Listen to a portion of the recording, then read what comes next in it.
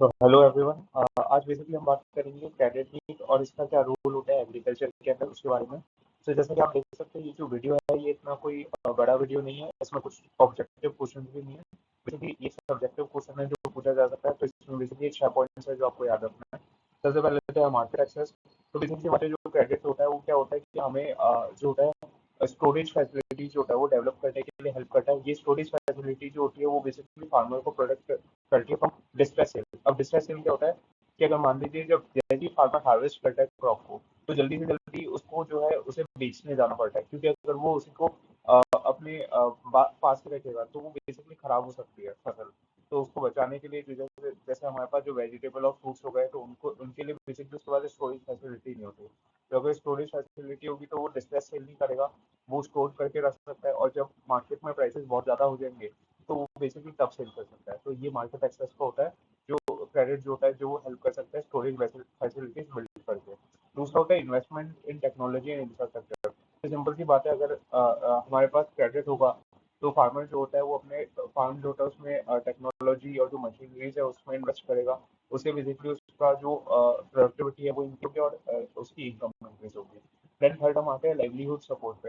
Livelihood support ये होता है कि बेसिकली बहुत सारे फार्मर्स होते हैं, उनकी एग्रीकल्चर क्रेडिट नीड के अलावा भी नॉन एग्रीकल्चर क्रेडिट नीड होती है। जैसे अगर उनके बच्चे हैं उनके एजुकेशन के लिए अगर उनको लोन चाहिए, या फिर मान लीजिए कोई फेस्टिवल हो रहा हो या कोई बेसिकली सेलिब्रेशन हो, कोई मैरिज हो, उसके लिए भी पैसा चाहिए होता है। तो वो जो पैसा होता है वो बेसिकली नॉन एग्रीकल्चर जो हमारे पास बोरिंग है उसमें आता है।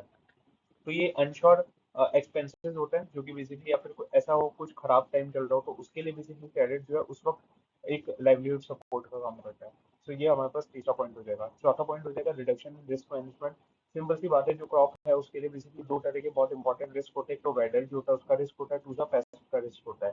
तो अगर मान लीजिए ऐसा कुछ हो गया कि कभी फसल बर्बाद हो गई या कुछ हो गया, तो क्रेडिट जो होता है उसमें क्या होता है कि हम जो फार्मर्स होते हैं वो बेसिकली प्रीमियम लेकर क्रॉप इंश्योरेंस बाय कर सकते हैं। इसके अलावा फिर बेसिकली जो पेस्ट कंट्रोल है उसके लिए बेसिकली वो डिफरेंट डिफरेंट टाइप की क्रॉप यानी क्रॉप डाइवर्सिफिकेशन जो है उसको प्रमोट कर सकते हैं। दूसरी जो चीजें हैं वो बेसिकली यूज कर सकते हैं। देन हम फोर्थ पॉइंट पे आते हैं क्रॉप कल्टीवेशन। तो सिंपल सी बात है, क्रॉप कल्टीवेशन में लेबर लगता है, लैंड लगता है, लैंड प्रिपरेशन होती है, इरिगेशन चाहिए होता है, तो इस सब के लिए भी पैसे चाहिए होते हैं। तो क्रेडिट जो होता है बेसिकली वो भी डिमांड मीट करता है। एंड सबसे इंपॉर्टेंट होता है एग्री इनपुट परचेजेस।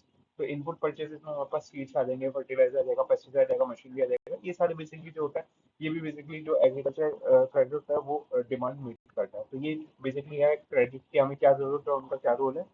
जैसा मैंने आपको बताया इसमें कोई भी ऑब्जेक्टिव क्वेश्चन नहीं है, इट्स प्रीटी मच सब्जेक्टिव।